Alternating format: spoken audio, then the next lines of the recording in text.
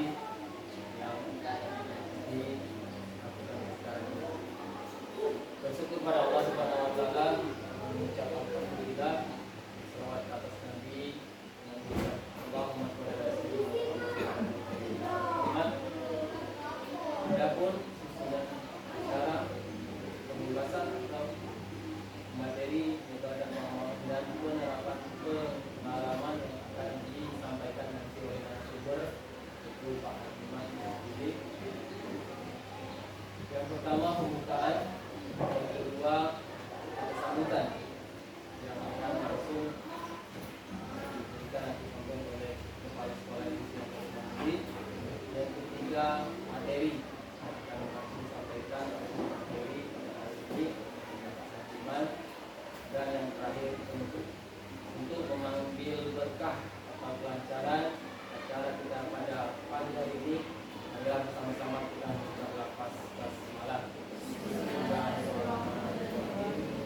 Yang kedua, diserahkan kepada kepala sekolah memberikan kata sambutan arahan acara memberikan pengalaman dan penerapan pengalaman agar disampaikan oleh Pak pada visi dan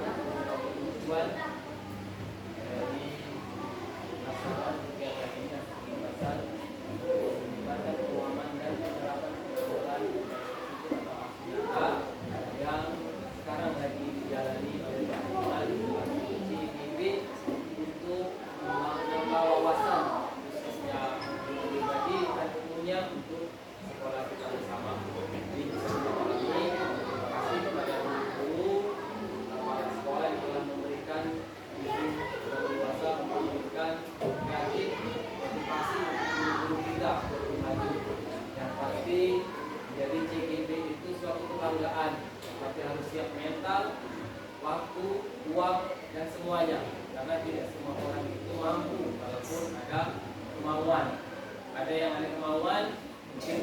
terpanggil, ada yang terpanggil tapi tidak cukup mental dan semuanya. Jadi acara inti selanjutnya kami berikan waktu leluasa kepada pemateri Iman yang saat ini yang akan menjelaskan tentang kegiatan aksi nyata CGV-nya yang materi menyebarkan pemahaman dan penerapan pengamalan budaya positif. Jadi guru, KPU dan semuanya dari sini bisa memahami, memaklumi, nanti bisa langsung menanyakan setelah acara karena langsung memberikan materi. Jadi bisa ditanyakan langsung atau tanggung jawab atau sharing kepada Pak Iman dan memberikan waktu maksimal mungkin untuk memandu atau memberikan arahan berkat pengamalan dan pelaksanaan pengamalan yang positif kepada Pak Iman.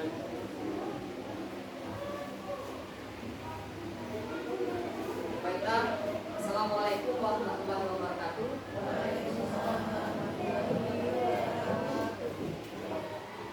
Sebelumnya saya memberikan yang terhormat kepada Bu Zezi Dapiska selaku Kepala Sekolah SD Negeri 19 dan Bapak Ibu Guru yang memberikan waktunya kepada kami, walaupun kita tahu dalam kesibukan kita masing-masing, tetapi Bapak Ibu masih bisa menyempatkan dan memberikan waktunya untuk kami.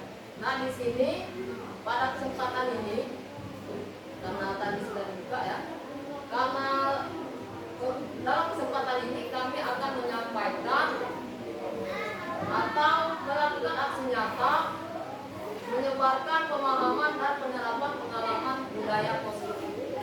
Tapi sebelumnya, sebelum kita ke materi budaya positif, mungkin dari Bapak Ibu ada yang sudah pernah membaca, ada yang sudah, atau bahkan ada yang sudah menerapkan di kelasnya masing-masing tentang budaya positif. Jadi error aku. Kakek bisa diedit kan?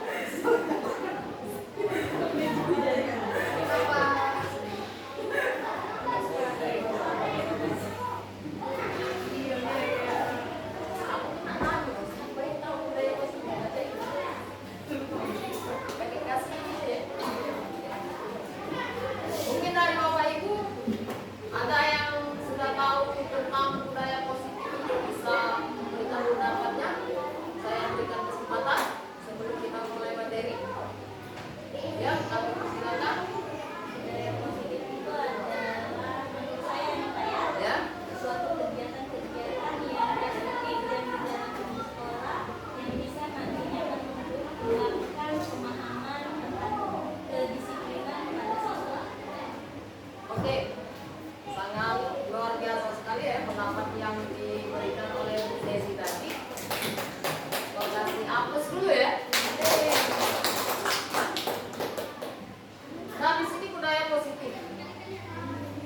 Budaya positif itu benar kata Bu Desi tadi yang disiplinkan dan bisa menimbulkan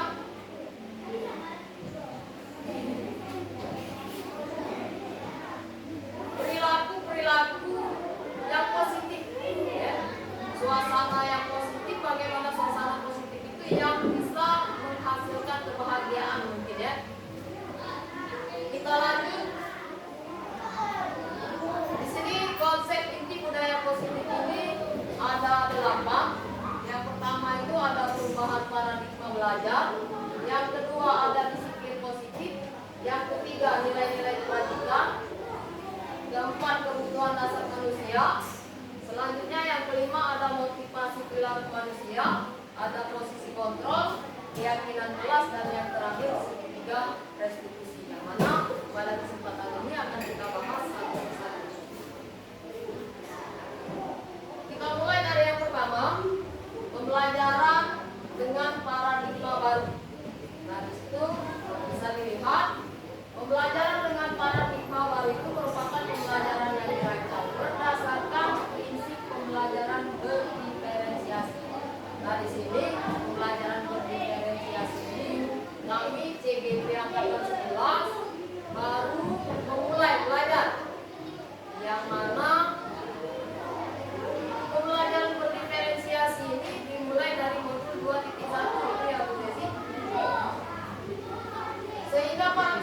pendidik belajar sesuai kebutuhannya berdasarkan tahap perkembangan sesuai teori psikologi modern untuk mewujudkan profil pelajar Pancasila. Nah, di sini untuk elemen profil Pancasila itu ada 6 elemen ya. Ada kreatif, gotong royong, mandiri, ada lagi bernalar kritis ya.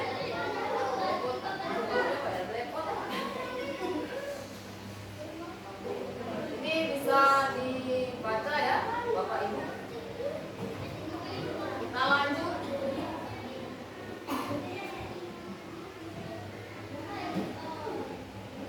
Ke miskonsepsi teori kontrol. Di sini induksi mengontrol murid. Induksi mengontrol murid, ada lagi induksi semua penguatan itu positif dan bermanfaat. Induksi bahwa orang dewasa berhak memaksa, ada lagi induksi bahwa kritik dan membuat rasa bersalah mampu menguatkan karakter. Sampai di sini ada yang ingin bertanya? Belum ya? Ya Pak Adi? Saya tanyakan kalau dari contoh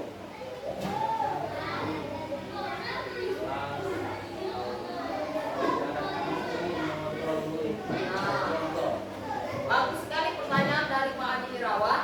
Contoh bagaimana kita mengontrol murid. Ya. Di sini dari judul kita miskonsepsi tentang teori kontrol, di mana bahwa kesalahan kita selama ini kita dapat mengontrol murid. Padahal pada dasarnya semua orang itu, bahkan kita secara individu itu tidak dapat dikontrol oleh orang lain. Untuk contohnya nanti di akhir akan saya tampilkan bagaimana dari segitiga distribusi. Bagaimana Pak dari Pak Irawan? jadi kalau dari sisi contoh bayang dari contoh itu gimana? Untuk contoh mengontrol murid itu nanti akan ditampilkan dari segitiga restitusi dari lanjutan dari materi kita.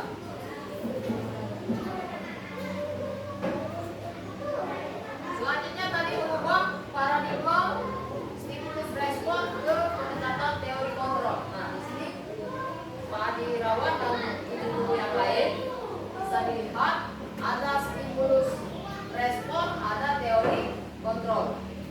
Di mana stimulus respon yang pertama itu ada realitas kebutuhan kita sama.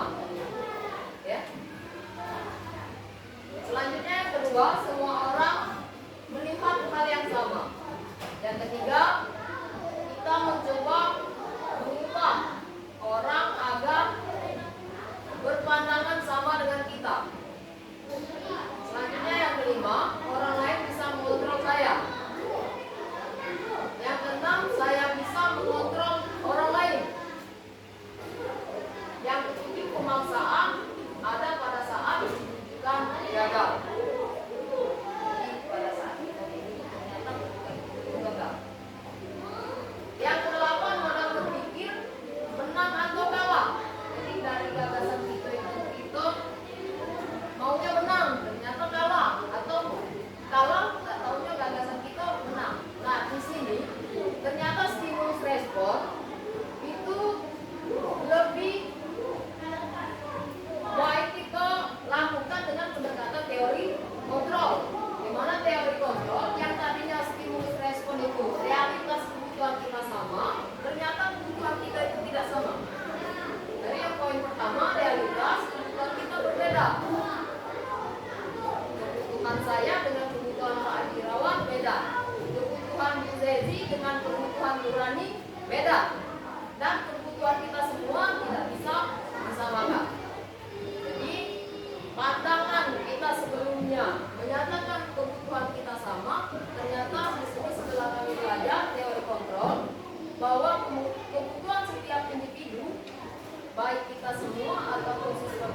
kelas itu berbeda.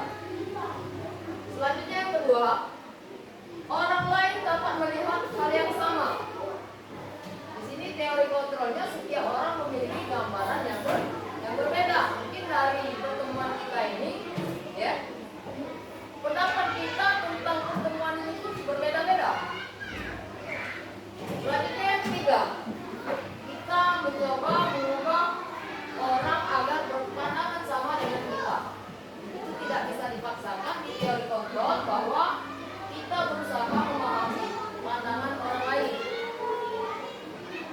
Tidak bisa disamakan, tetapi kita harus memahami pandangan orang lain. Selanjutnya yang keempat, perilaku buruk dapat dilihat sebagai sesuatu kesalahan. Di stimulus respon, sedangkan di teori kontrol semua perilaku memiliki tujuan. Jadi walaupun anak-anak kita di kelas melakukan kesalahan itu pasti ada alasan. Setiap yang melakukan kesalahan itu pasti ada alasan. Itu menurut teori kontrol.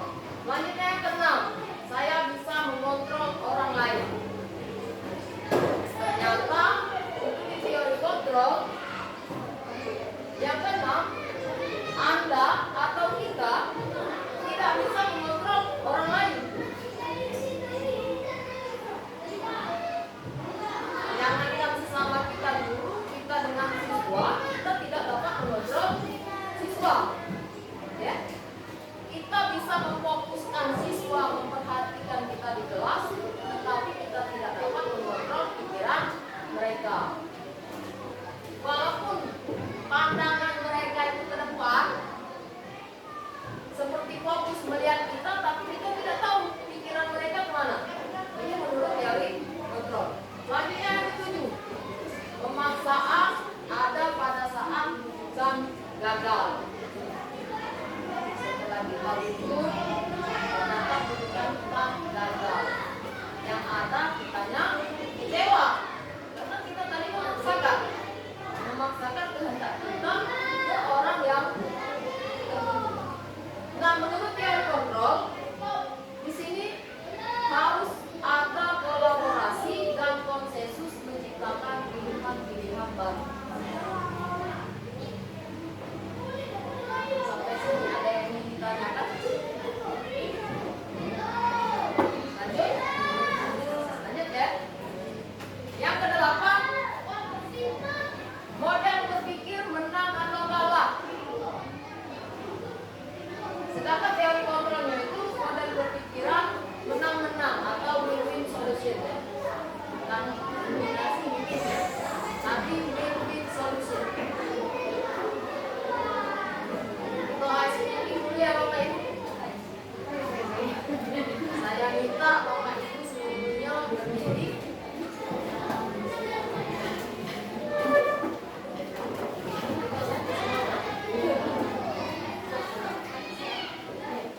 Bagaimana semangatnya Bapak Ibu? Masih semangat? Kita semangat dulu ya. Tepuk semangat. Semangat.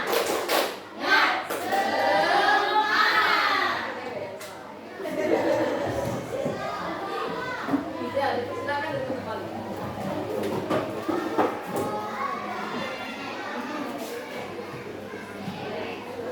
Tadi itu yang pertama. Sekarang kita masuk ke bagian yang kedua, disiplin positif. Nah, di sini ada 3. Kita mulai dari yang paling kiri Bapak Ibu. Yang pertama itu disiplin berasal dari kata disiplina, yang artinya belajar. Nah, tadi sesi budaya positif itu yang melahirkan kedisiplinan bagi kita semua. Disiplin mengacu pada disiplin diri yang memiliki tanggung jawab terhadap apa yang dilakukannya berdasarkan nilai-nilai yang diyakini. Nah, kita berharap karena Menteri Pendidikan dan Kebudayaan selalu menggaungkan pelajar Pancasila, di sini nilai-nilai yang kita tanamkan setidaknya kita mengacu ke nilai-nilai profil belajar Pancasila. Yang kedua, sebagai Sebagai pendidik, tujuan kita adalah menciptakan peserta didik yang memiliki disiplin diri sehingga mereka berperilaku mengacu pada nilai-nilai kebajikan universal dan memiliki motivasi intrinsik dalam perubahan perilaku ke arah yang lebih baik. Ini jelas. Tadi kita sudah belajar stimulus respon dan teori kontrol, di mana kita menurut teori respon kita dapat mengontrol orang lain, ternyata dalam menurut kontrol kita tidak dapat mengontrol orang lain. Tetapi dengan kesalahan-kesalahan yang mereka perbuat, di situ kita dapat memperbaiki kesalahan-kesalahan mereka dengan keyakinan. Selanjutnya yang ketiga, disiplin positif merupakan salah satu cara menerapkan disiplin yang bertujuan untuk menumbuhkan kesadaran serta memberdayakan peserta didik tanpa imbalan dan penghargaan. Jadi kalau yang bisa menjawab soal, kalau kita kasih imbalan sebenarnya itu ada memacu motivasi, tetapi di situ siswa itu terus berharap. Dia itu bukan begitu motivasi ke arah yang positif, tapi dia berharap dengan penghargaan yang kita beri. Itu paradigma lama ke paradigma yang baru. Mungkin Bapak Ibu atau saya sendiri pernah dulu, ya. Ayo anak-anak, siapa yang bisa jawab, nanti saya bawa ke permen. Nah, dari situ penghargaan yang akan kita berikan itu selalu diminta oleh siswa. Ada positif negatifnya di situ Bapak Ibu, di mana siswa yang cerdas selalu mendapatkan permen, ya, dan siswa yang di bawah rata-rata atau kurang cerdas, ya, bisa dikatakan kurang cerdas, maka siswa tersebut akan minder, selamanya dia akan minder dan selamanya tidak akan menimbulkan motivasi dari dalam dirinya untuk belajar. Dalam sebagai kawan aku yang ranking 1 itu yang dapat. Semakin lama dia semakin dia semakin pasif. Jadi di sini tanpa imbalan penghargaan atau reward, apalagi ancaman atau hukuman, yang lebih parah lagi. Kita memberikan ancaman atau hukuman kepada anak didik kita. Kita lanjut. Tapi sebelumnya sampai di sini mungkin dari Bapak Ibu ada yang mau bertanya? Dominasi? Ya dari tadi belum, ya? Oke, kalau gitu kita lanjut. Ke yang ketiga, nilai-nilai kewajiban. Ini nilai-nilai kewajiban adalah sifat-sifat positif manusia yang merupakan tujuan mulia yang ingin dicapai setiap individu. Karena nilai-nilai itu bersifat universal dan lintas bahasa, suku, agama maupun latar belakang. Kembali lagi kita ke proses belajar Pancasila. Karena dalam undang ilmu itu sudah diatur semua nilai. Pancasila di situ. Yang kedua ada Indo Primary Years Program atau PYP, bukan PYP yang di Facebook itu, ya. Di sini toleransi, ramah hormat, integritas, mandiri, menghargai, antusias, empati, keingintahuan, kreativitas, kerjasama, percaya diri, dan komitmen. Selanjutnya yang ketiga ada keterampilan hidup atau life skill. Dapat dipercaya, lurus hati, pendekatan empati, tidak menendahkan orang lain, dan memberikan yang terbaik dari diri.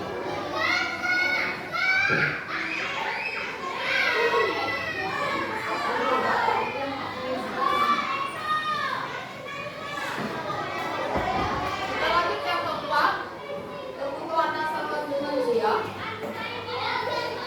Kebutuhan dasar manusia merupakan unsur-unsur yang dihubungkan oleh manusia dalam menjaga keseimbangan baik secara fisiologis maupun psikologis. Jadi setiap kita itu, setiap individu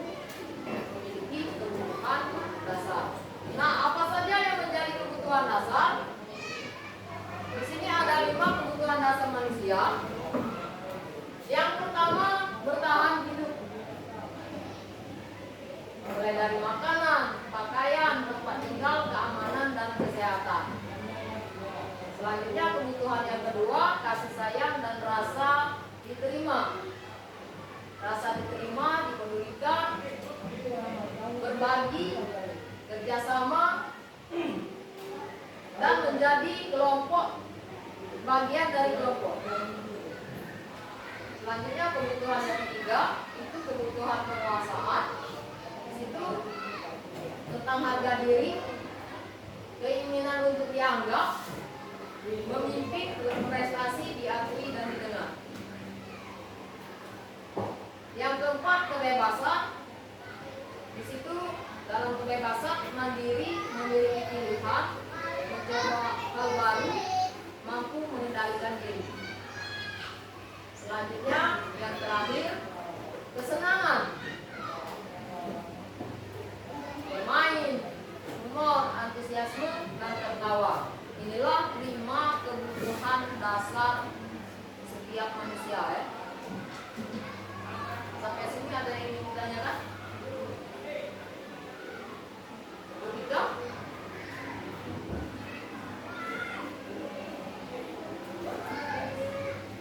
Di mana yang kelima ini harus terpenuhi ya. Kebutuhan kita itu harus dipenuhi. Kalau tidak ada pertanyaan kita lanjut. Yang kelima, ya.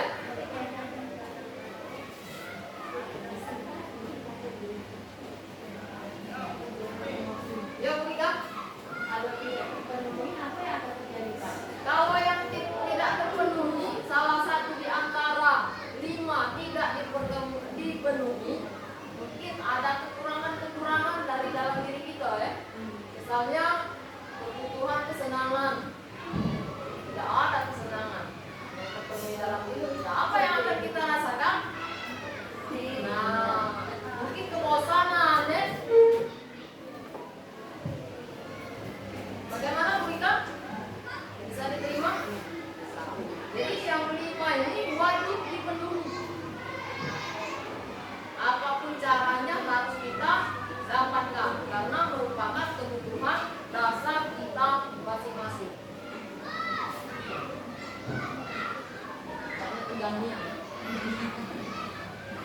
Banyaknya materi.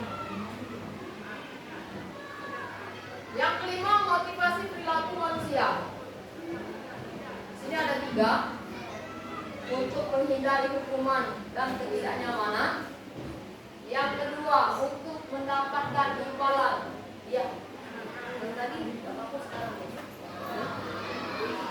Untuk mendapatkan imbalan penghargaan orang lain.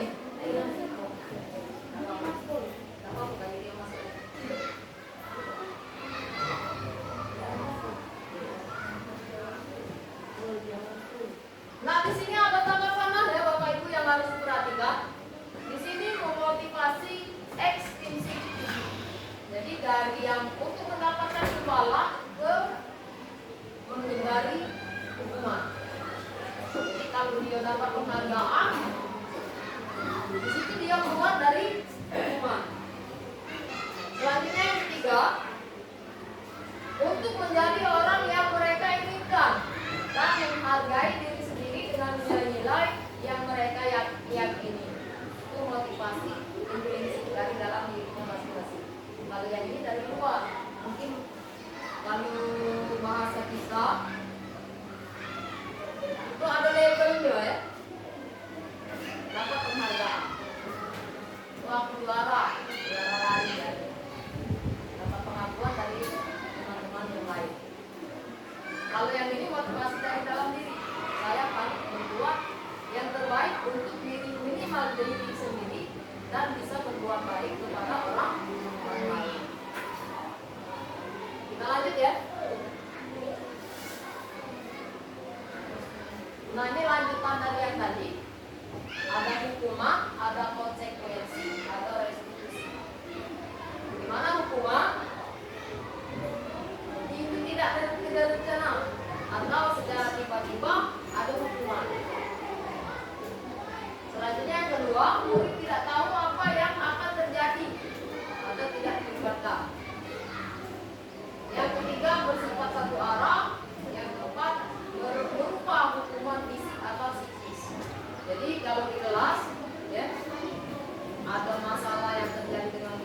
langsung kita kasih hukuman.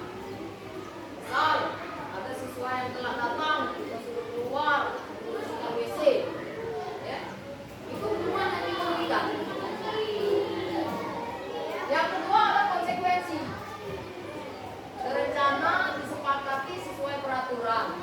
Misalnya, berani dalam pelajaran PJOK, ternyata salah satu siswa yang dalam pelajaran Quran itu tidak memakai baju olahraga. Tapi sebelumnya sudah ada keyakinan kelas yang dibuat oleh Qurani dari siswanya bahwa kalau siswa yang tidak memakai baju olahraga dia harus lari keliling lapangan. Nah itu bukan hukuman, Bapak Ibu ya. Karena di situ sudah ada kesepakatan. Kalau hukuman yang tadi misal anak tidak buat PR, suruh keluar tegak hormat bendera, ya. Atau ada anak yang tidak buat PR, kita suruh maju ke depan, angkat kaki satu, itu hukuman. Tapi kalau ke konsekuensi harus sesuai dengan keadaan saat itu, harus sesuai dengan keyakinan yang sudah dibuat sebelumnya, dengan apa kondisi yang sedang dihadapi. Misal, anak tidak membuat PR matematika, ya. Tapi sebelumnya, ya, kita sudah buat dulu keyakinan kelas. Bagaimana jika tidak membuat PR, apa yang harus dilakukan? Itu sudah ada kesepakatan. Jadi konsekuensinya, apa yang sudah disepakati. Kalau yang hukuman tadi tidak ada kesepakatan, tiba-tiba kita berikan. Itu hukuman. Kalau konsekuensi ada kesepakatan sesuai dengan kesepakatan. Selanjutnya yang ketiga ada restitusi. Di sini proses menciptakan kondisi bagi murid untuk memperbaiki kesalahan. Nah kalau tadi konsekuensi hukuman atau memperbaiki kesalahan. Bagaimana cara memperbaiki kesalahan? Nanti saya akan tampilkan dalam video ya Bapak Ibu. Sampai sini ada yang ingin ditanyakan? Ya, benar sih. Dari ketiga bagian ini, Ya. menurut Bapak mana yang bagus untuk dilaksanakan? Bagus sekali pertanyaan dari Bu Wiwin. Dari ketiga ini, ya, mana yang bagus atau mana yang baik kita lakukan ya atau kita berikan. Nah di sini dari ketiga ini, ya, ada hukuman, ada konsekuensi, ada restitusi. Di sini penawaran terbaik atau jawaban terbaik yang akan kami berikan yaitu restitusi. Ya. Dimana bahwa tadi di awal sudah saya katakan setiap menurut teori kontrol setiap kesalahan yang dilakukan itu pasti ada alasan. Jadi bagaimana cara kita menyelesaikan suatu permasalahan kita lakukan dengan restitusi. Bagaimana cara melakukan restitusi? Mungkin nanti di akhir ya akan saya tampilkan video di mana pengalaman saya di kelas melakukan segitiga restitusi.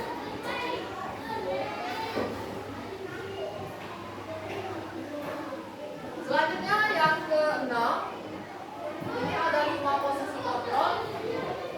Ada penghukum, ada teman, pembuat rasa bersalah, pemantau, manajer.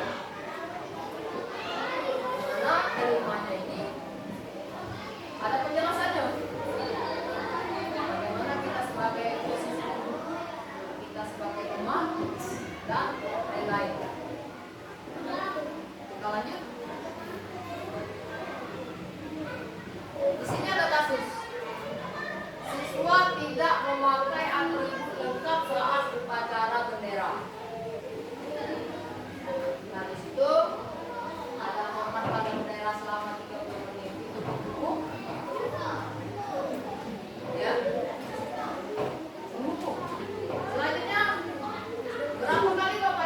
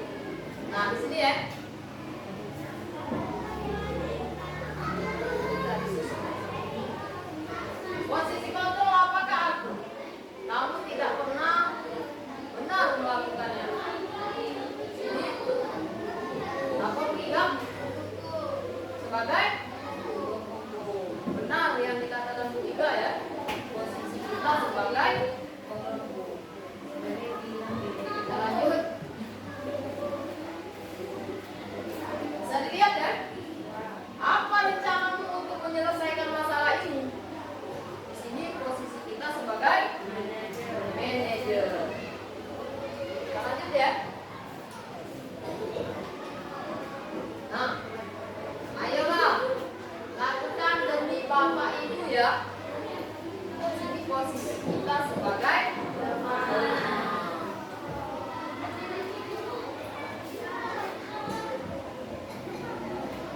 selanjutnya bisa dilihat, namun tidak akan mendapatkan nilai jika tidak mengerjakan tugas.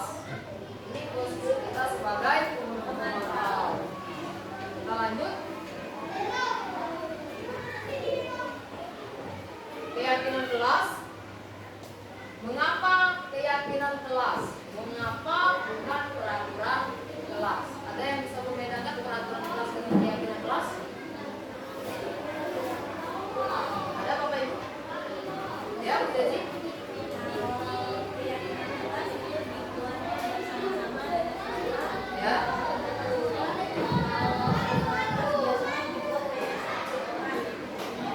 Ya. Benar yang dikatakan Bu Desi, mungkin dari Bapak Ibu yang lain? Ada yang mau berpendapat? Ya, Pak Adi? Keyakinan itu bisa juga peraturan bersama. Keyakinan merupakan peraturan bersama, betul. Ada yang lain?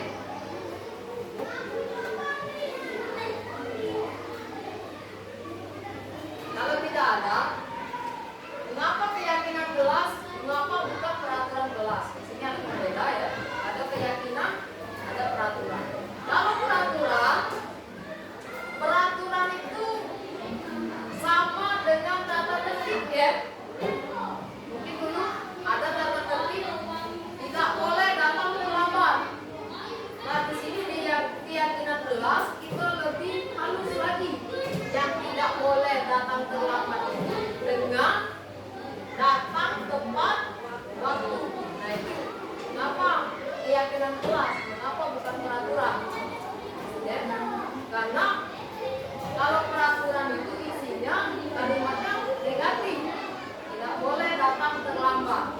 Dengan keyakinan kelas kita harus tidak boleh datang terlambat, tapi dengan datang tepat waktu. Tidak boleh ikut saat jam pelajaran. Ya, kita buat keyakinannya dengan fokus saat belajar.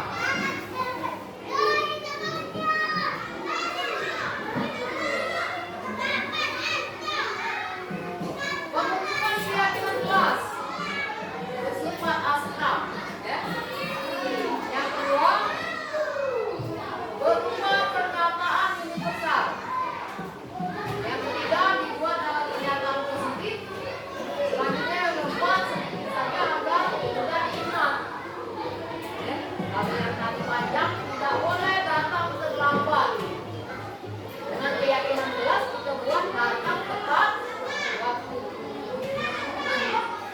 Selanjutnya, sesuai dengan kondisi kelas dan sekolah sehingga mudah diterapkan. Jadi keyakinan kelas kita buat di dalam kelas kita masing-masing, bukan dengan kelas orang lain, apalagi sekarang banyak jualan ke Bapak Ibu. Keyakinan kelas. Ya, banyak. Tapi yang lebih baik kita buat dengan siswa kita masing-masing. Kita lanjut. Semua warga kelas atau warga sekolah dilibatkan saat membuat keyakinan kelas. Beda ya. Beda kalau kita buat sendiri dengan buatan orang lain. Karena kalau kita buat sendiri, kita yang buat, kita yang meyakini, kita yang menjalankan. Tapi kalau dengan yang orang lain, mungkin siswa itu tidak paham dengan keyakinan kelas yang kuat. Jadinya mereka tidak meyakini. Nah ini gambar atau foto saya dengan siswa kelas 4 saat pembuatan keyakinan kelas. Kita lanjut. Yang terakhir segitiga restitusi. Nah, tadi sesuai dengan pertanyaan Inasi, digabungkan dengan pertanyaan tadi. Kalau tadi bagaimana contoh kita mengatur orang lain. Sedangkan Bu Inasi tadi dari ketiganya tadi hukuman, konsekuensi, restitusi. Apa yang baiknya kita harus lakukan? Nah di sini segitiga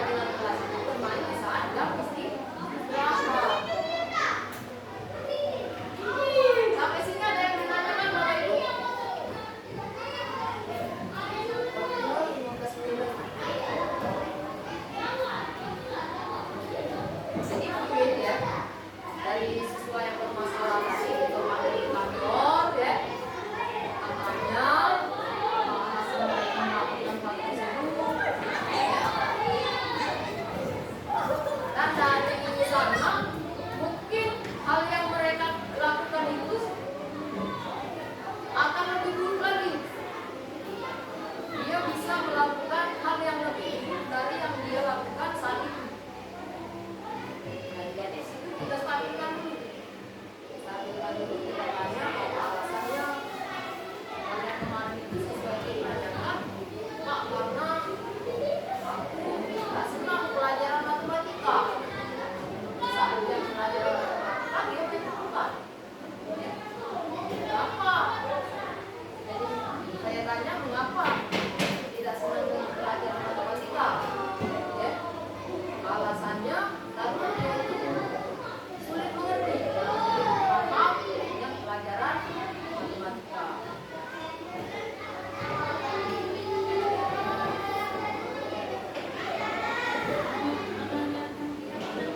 Kalau menanyakan keyakinan, kita tanya soal siswanya akunya ada kayak gitu. Yo, oke. Oke, keyakinan kelas kita apa? Ya tadi kan bermain, konteks bermain saja. Tapi tanya, keyakinan kelas kita apa yang kedua? Apa Pak? Keyakinan kelas kita bermain di saat jam istirahat. Jadi, tepat waktunya kalau dia bermain di dalam. Kalau yang dua tadi kita kasih hukuman, ya, ada hukuman, ada konsekuensi. Tapi di sini di garis fungsi tadi, kita tanya apa alasan-alasan mereka berbuat yang seperti itu. Tidak langsung dihukum, tidak langsung diberi konsekuensi, tapi kita tanya itu. Pasti ada alasan. Setiap yang mereka lakukan itu pasti ada alasan. Oh, ini tiba-tiba sesuai nangis. Kalau dulu saya, ya, langsung saya panggil. Atau di dalam kelas itu langsung saya kasih hukuman, saya berjalan. Dipanggil. Oh, tadi kenapa? Fotonya lagi kawan. Ya, itu hukuman yang diberikan. Tapi di sini disebut tiga restitusi tadi kita panggil, ya, sesuai dengan masalahnya. Kita tanya apa alasan mereka melakukan hal tersebut. Dari situ kita bisa menyelesaikan. Tapi kan dari hukuman tadi besok mereka bakalan diulang lagi, besoknya lagi, ulang lagi. Tapi di sini dengan keyakinan jelas dengan segi tiga restitusi yang kita lakukan,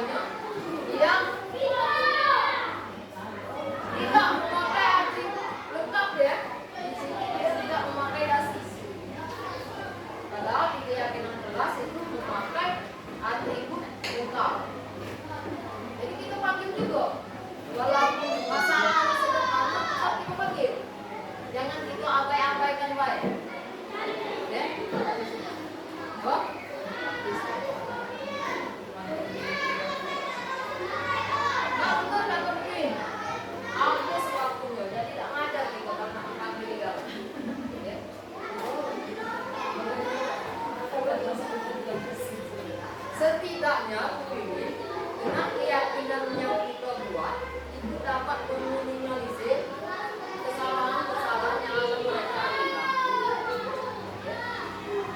Itu yang di dalam kelas. Kalau yang di luar kelas itu di luar kendali kita, tapi dalam pengawasan kita. Dan yang di dalam kelas, bagaimana cara meminimalkan kesalahan mereka itu dengan keyakinan kelas itu kuat. Tapi masih ada seperti yang tadi. Nah, saat yang belajar ini yang dipegangnya tepukan itu. Dia main tepukan. Saat teman-temannya di jam pelajaran matematika, dia bermain tepukan. Padahal sekali buat di awal keyakinan kelas itu bermain di saat jam istirahat.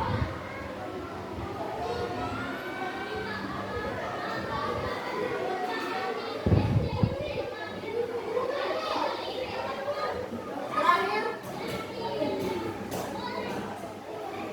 dalam penerapan disiplin positif, hendaknya guru memiliki standar kepribadian, profesional, dan sosial yang baik, mana guru mampu merefleksi dirinya dalam posisi kontrol.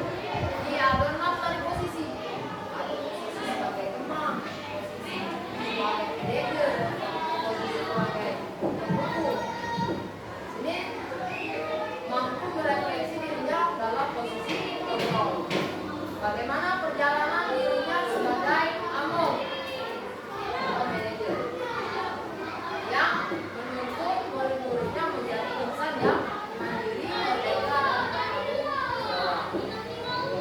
Sampai sini ada yang ingin ditanyakan? Kalau tidak ada yang ingin ditanyakan, saya rasa dan saya ucapkan terima kasih atas kehadiran Bapak Ibu, atas kesempatan waktu yang diberikan kepada kami.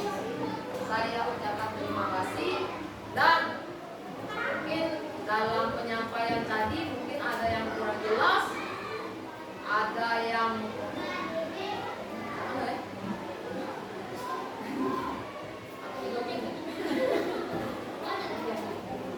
ada yang kurang jelas. Di sini kami yang aku tahu ya, kemudian tahu dulu. Oke.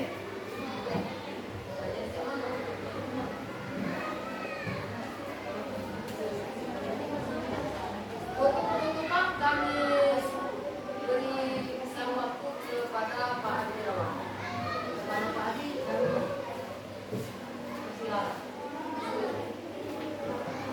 Terima kasih kepada narasumber materi pada hari ini, temuan aksi nyata CIP dari Pak Iman. Semoga bermanfaat, bisa kita komunikasikan atau kita praktikkan dalam kita mengajar, bagaimana posisi kita sebagai guru, belajar dan mengajar. Dan pasti kita bisa diberikan dari kurikulum atau CIP ini kita mendidik anak itu dari hati. Jadi beban kita seorang guru itu lebih dari orang tua. Anak harus pintar tapi tidak boleh buku. Jadi itulah PR kita dengan modernisasi sekarang ini. Siswa itu pintar, disiplin, tidak harus dihukum. Dan itulah kita sebagai guru harus terus belajar. Pasti kalau dari hati, yang pasti akan mudah diikuti. Jadi semua masalah itu pasti. Permasalahan itu akan terus kita hadapi. Tapi semua itu ada solusi dengan sabar dan ikhlas. Kita sebagai guru, dan pasti kita perbaiki dulu dari diri kita, cara mengajar kita, dan pasti kehidupan kita. Apapun permasalahan, jangan sampai imbasnya kepada siswa. Jadi kita harus profesional sebagai